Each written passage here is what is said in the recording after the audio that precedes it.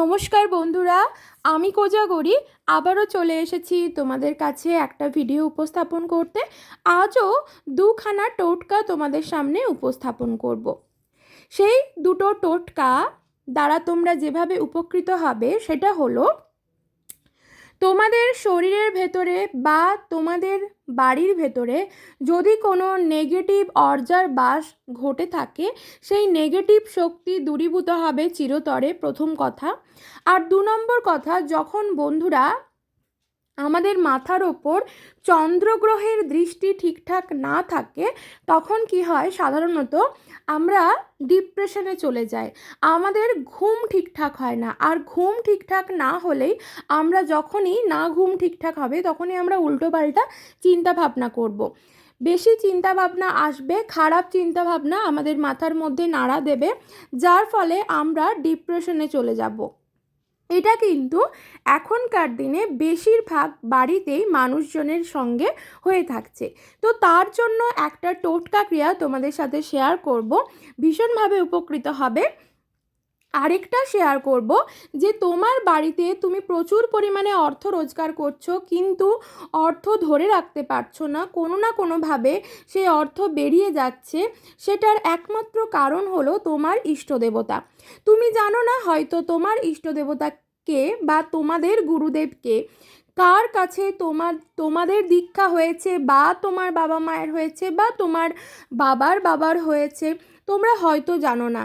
সেক্ষেত্রে হয়তো গুরুদেব তোমাদের বাড়িতে আসলে, গুরুদেবও কিন্তু তোমার বাড়িতে আসেন, গুরু মহারাজ তোমাদের বাড়িতে আসলে তিনি হয়তো তোমার ঠাকুর ঘরে বা ঠাকুরের সিংহাসনে দেখতে পাচ্ছেন না যে তুমি তার পুজো করছো কিনা। যখন তিনি দেখছেন তুমি তার পুজো অর্চনা করছো না বা মন থেকে তাকে ডাকছো না, সেখানে তার দৃষ্টির কোপ পড়ে, ঠিক আছে?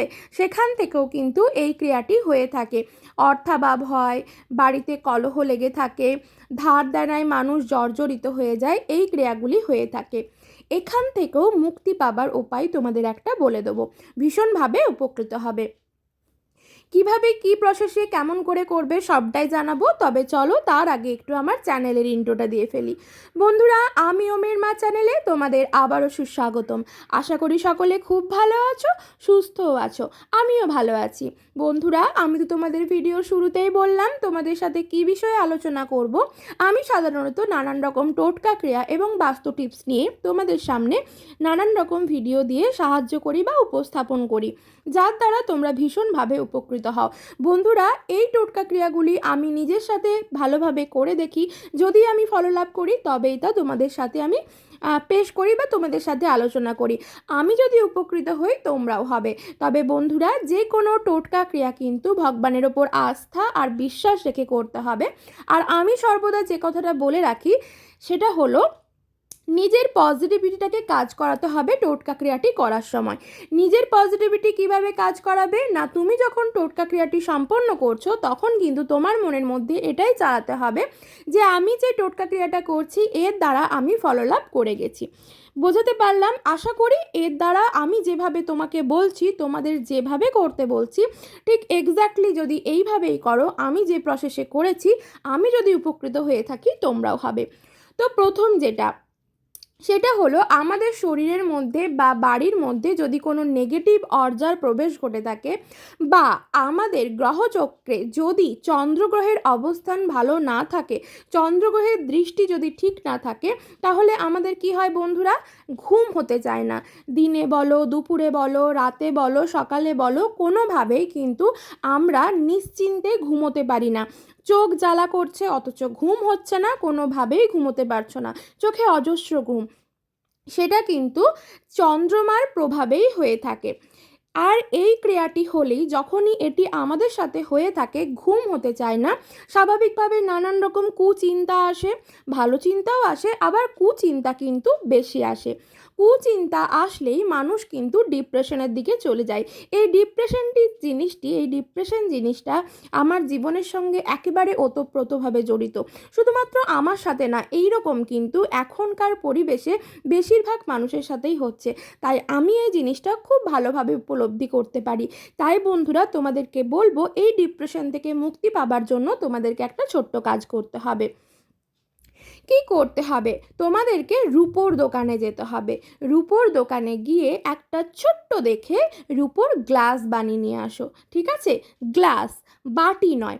সেই গ্লাসটা তুমি তোমার ঠাকুরের কাজে লাগাও। একটা রূপোর গ্লাসের দাম খুব বেশি নেবে না, যদি পাতলা করেও বানাও 600-700 টাকা নেবে। একটা ছোট্ট দেখে তোমার সাধ্য সামর্থ্য অনুযায়ী বানাও। তবে বন্ধুরা, এই ক্রিয়াটি রূপোর গ্লাসেই করতে হবে, স্টিল, তামা, পেতল বা কাঁচের গ্লাসে চলবে না। কি করতে হবে, চৈত্র মাস চলাকালীন যে কোনো দিন বড় মায়ের স্মরণ করে সেই রূপোর গ্লাসের মধ্যে 1 গ্লাস জল রাত্রে শোবার সময় বড় মায়ের স্মরণ করে সেই 1 গ্লাস জল রেখে দাও তোমার মাথার পাশে। বোঝাতে পারলাম? তারপর দিন সকালবেলায় ঘুম থেকে উঠে সেই 1 গ্লাস জল তোমার স্নানের জলের সাথে মিশিয়ে দাও এবং সেই জলে তুমি স্নান করো। এই ক্রিয়াটি টানা 11 দিন করো। দেখবে বন্ধুরা, 11 দিনের মাথায় তুমি কিন্তু এই সমস্যার সমাধান পেয়ে যাবে, মুক্তি পেয়ে যাবে। এই যে তোমার ঘুম হচ্ছে না, তুমি ডিপ্রেশনে চলে যাচ্ছ, নানান রকম কুচিন্তা আসছে, এই চিন্তা থেকে কিন্তু তুমি দূরীভূত হতে পারবে। বোঝাতে পারলাম? আমি মানছি সকলের ক্ষেত্রে রূপোর গ্লাস কেনা সম্ভব হবে না, তবে বন্ধুরা অনেক কিছুই তো করো, ওষুধ খাও, নানান রকম ঠাকুর দেবতা করো, অ্যাস্ট্রোলাইজার দেখাও।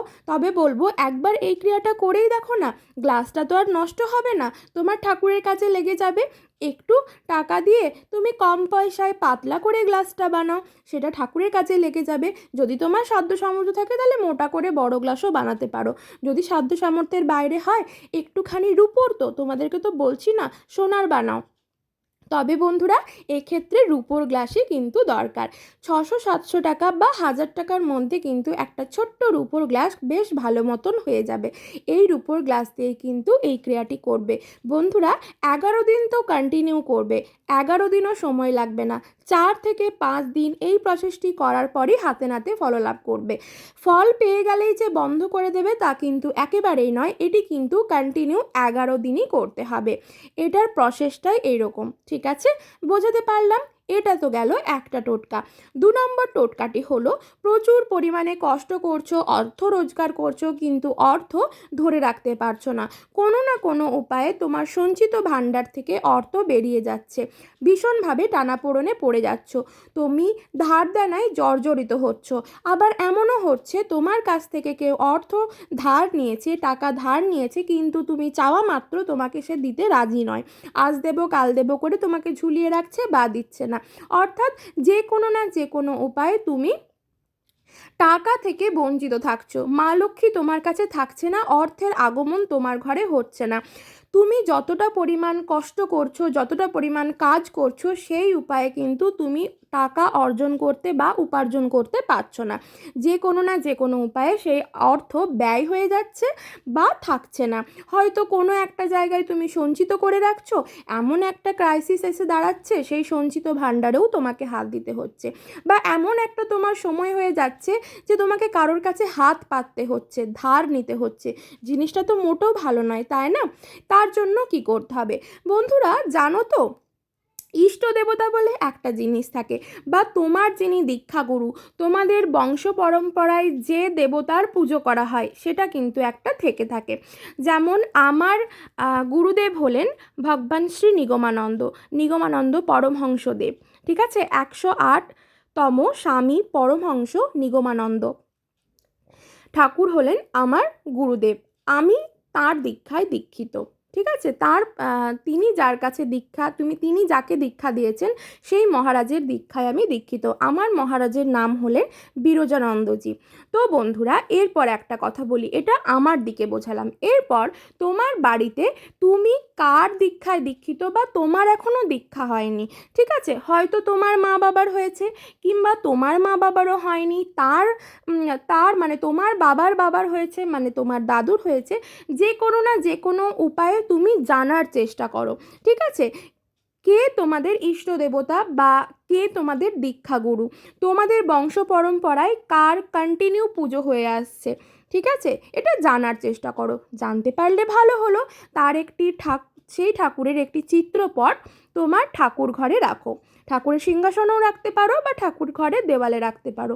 এরপর যদি না তুমি জানতে পারো, হয়তো তুমি কোনোভাবে জানতে পারছো না, এরকম হয়েই থাকে, সেক্ষেত্রে বন্ধুরা আমি বলবো তোমার ঠাকুর ঘরে ঠাকুরের সিংহাসনে বা ঠাকুর ঘরের দেওয়ালে ঠিক সরাসরি সোজাসুজি তুমি যেইখানে দাঁড়িয়ে বা যেখানে বসে ভগবানের পুজো অর্চনা করো সেই দিকে সরাসরি একটি ছোট্ট আয়না লাগাও। ঠিক আছে, যে আয়নাতে আমরা মুখ দর্শন করি, আয়না লাগাও। তুমি জানবে বন্ধুরা, এটা কিন্তু একেবারে দৃঢ় সত্য কথা, তোমাদের যে ইষ্ট দেবতা বা যার পুজো বংশ পরম্পরায় হয়ে আসছে বা যিনি তোমাদের দীক্ষাগুরু, তিনি কিন্তু কোনো না কোনোভাবে কোনো না কোনো সোর্সে তোমাদের বাড়িতে ঠিক আসেন। ঠিক আছে, যখন তিনি এসে দেখেন যে তাকে ডাকা হচ্ছে না, তাকে পুজো করা হচ্ছে না, সেই জিনিসটাতে তিনি দুঃখ পান এবং তার কোপ পড়ে। ঠিক আছে, এই জন্য বলবো সেই আয়নাটা যদি লাগানো থাকে, তার রিফ্লেক্টে আয়নায় সরাসরি তিনি তার মুখ দর্শন করতে পারবেন এবং তিনি তাতে স্থায়ী থাকবেন যে তুমিও তার পুজো অর্চনা করো, তুমিও তাকে ডাকো। এই ক্রিয়াটি করে দেখো বন্ধুরা, ভীষণভাবে ফললাভ করবে। এটা কিন্তু একেবারে দৃঢ় সত্য কথা। আমার ভিডিওটি ভালো লাগলে অবশ্যই সাবস্ক্রাইব করে আমার পাশে থেকো। চ্যানেলটি সাবস্ক্রাইব করে ভালো লাগলে ভিডিওটা লাইক করো, শেয়ার করো আপনজনেদের সাথে। কমেন্টে জানিও আরও যদি কিছু জানার থাকে, যদি কিছু না জানার থাকে। জয় মা বড় মায়ের জয় লেখো। ভালো থেকো।